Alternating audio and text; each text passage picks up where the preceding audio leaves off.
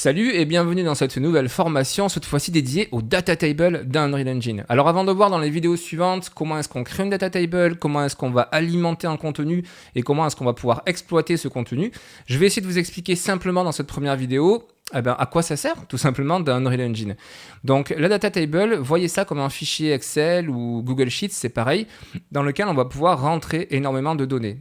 Typiquement, je prends deux cas. Le premier qui va être les missions. Si dans votre jeu, vous avez un système de missions, plutôt que de rentrer directement dans vos variables, etc., dans Unreal, le libellé, la description de la mission, etc., vous pouvez très bien le faire directement, comme je vous le disais, via un Google Sheets, via un autre système de tableur, exporter ce fichier en CSV, on va voir tout ça, pour l'importer dans Unreal. En fait, vous allez gagner un temps fou déjà, et surtout, vous allez pouvoir travailler sur des quantités de data, de données relativement importantes.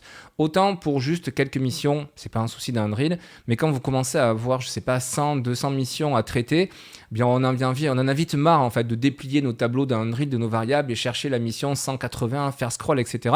C'est forcément beaucoup plus simple d'externaliser ça, de passer par un tableur et d'ensuite importer ces données d'Unreal.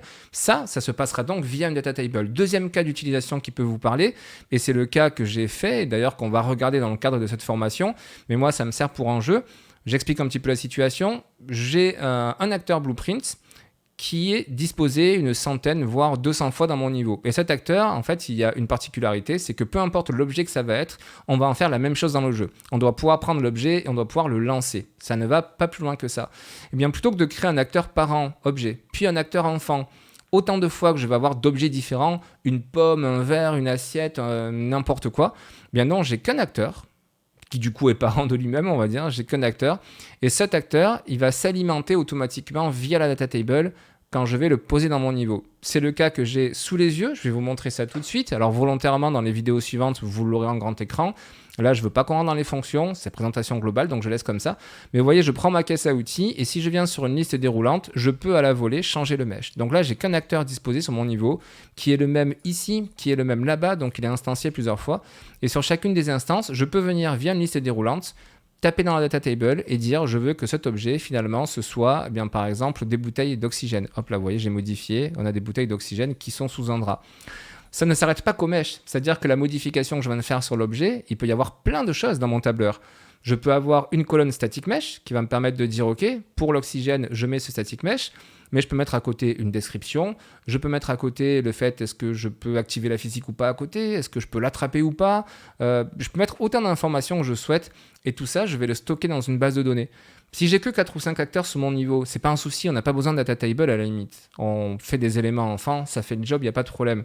Si par contre on commence à avoir 50, 100, 200, 300, 500 éléments qui ont les mêmes caractéristiques, en tout cas qui ont la même structure de caractéristiques, mais avec des valeurs différentes, à ce moment-là, vous créez une data table et ça va tout simplement vous faciliter la vie. Autre chose, pour ceux qui viennent par exemple de langage de base de données, comme du SQL par exemple, voyez un petit peu la data table comme une table justement dans votre base de données, donc comme votre table, une table dans votre base de données. Donc vous n'allez pas créer l'équivalent d'une base de données, ça n'existe pas en soi, il n'y a pas la possibilité d'Unreal de dire je crée une nouvelle base de données, je renseigne toutes mes tables, etc. En fait, c'est décomposé et une data table, c'est l'équivalent finalement d'une table. Et on verra dans les vidéos suivantes comment est-ce qu'on va structurer justement chacune de ces tables. Après, la logique, elle va finalement rester à peu près la même. Une chose par contre qui concerne tout le monde, que vous ayez fait du SQL ou autre langage de base de données ou que vous n'en ayez pas fait, sachez qu'une data table, c'est fait pour être uniquement lu. Ce n'est pas fait pour être écrit. C'est-à-dire que ce n'est pas un élément en jeu où vous allez dire « Ok, je viens de réaliser une mission, donc du coup, je rentre dans ma data table et je vais dire « Hop, je vais cocher mon booléen activé ». Non, ça, c'est pas possible. La data table, ça va vous permettre d'alimenter votre jeu au moment où vous le créez. Vous allez pouvoir faire autant de modifications que vous le souhaitez pendant que vous créez votre jeu, mais par contre, ce n'est pas un élément, voilà, vous ne pouvez pas faire de CRUD dessus. Pour ceux qui viennent des bases de données, c'est uniquement de la lecture, c'est uniquement du read. Vous allez lire ces éléments-là et vous allez mettre à jour vos items, vos missions, tout ce que vous voulez, mais au moment de la conception du jeu. Après, si vous voulez pouvoir modifier des données, vous récupérerez ces données, vous les rentrerez dans des propres variables dans votre jeu, et là, libre à vous après de faire ce que vous voulez justement avec ces variables. Je pense avoir fait à peu près le tour. Vous allez voir, c'est pas si compliqué que ça. On va regarder dans cette formation donc comment est-ce qu'on les crée. On a plusieurs façons, entre guillemets, de les créer et de les alimenter.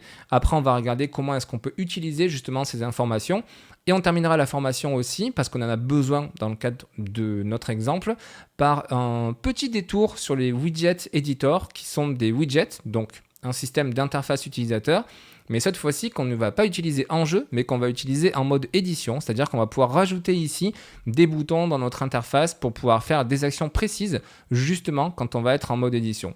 On se retrouve dans la vidéo suivante, à tout de suite.